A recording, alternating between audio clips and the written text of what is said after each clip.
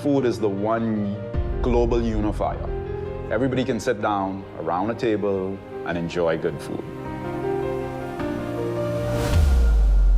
I'm most fearful that our children won't have the opportunity to experience that. I have to say, I love the fact that you guys grew up in the restaurant industry. And I was so curious watching it, how that affected you and when you realized this was your calling, because it almost seemed like it was fated. I don't think you're too far off from that one. No, absolutely. We grew up in the restaurant business. Our parents met at culinary school. They opened restaurants together throughout our entire childhood. You know, as the oldest, I grew up like literally on the banquettes. Simon grew up in the kitchens as well, filming in the early days. And on my side, you know, for many years, I designed, developed, and opened restaurants professionally around the world.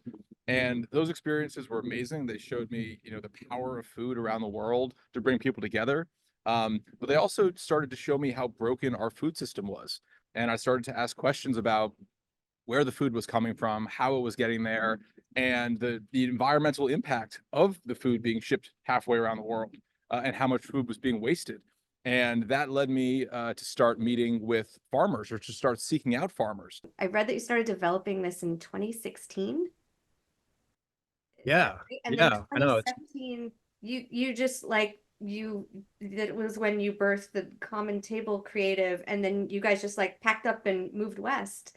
So Yeah, what was the catalyst for you in that? it's actually really, it's funny you mention it. I literally got a Facebook message on my phone today saying it's been 7 years to the day that we started first filming.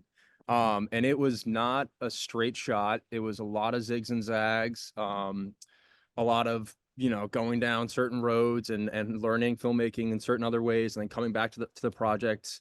But we never stopped pushing the rock up the hill, and we never got full funding in the beginning, so we never got to do it in a straight shot, which has turned out to be kind of a blessing because we had to learn really, you know, how to make a movie.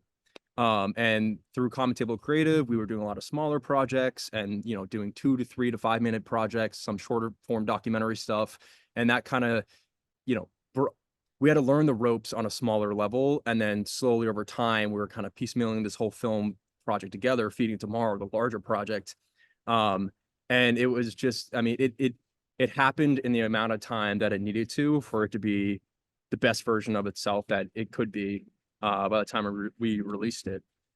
So yeah, I mean, it's been an incredible journey, and it's been nothing but trial and error.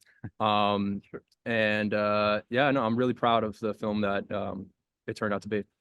50% of the planet's habitat is gone because of our agriculture.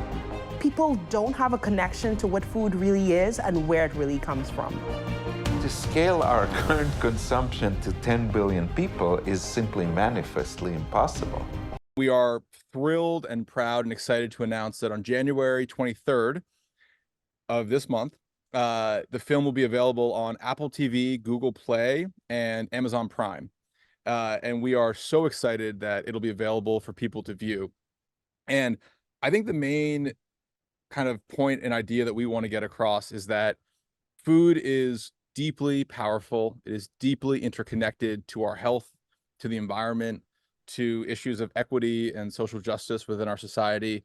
And it can be a powerful vehicle for change in terms of, again, our own health, how we think about the positive impact that we can have on the environment, and how we can ensure that most people, the most amount of people possible, have access to healthy food. We believe that the food system is one of the next great opportunities for change, and it's going to be our generation's time to shift things at a big level. And if we can change the way that we view food and our relationship with food, I think it starts to open up a bigger dialogue about how we think about our relationship with the planet. You know, we can go from a food system that degrades, destroys, degenerates the environment, the soil, biodiversity, etc., through the way that we grow food, or we can source food in a way that actively replenishes, restores, and regenerates the earth and makes it healthier for us and our children and for generations to come.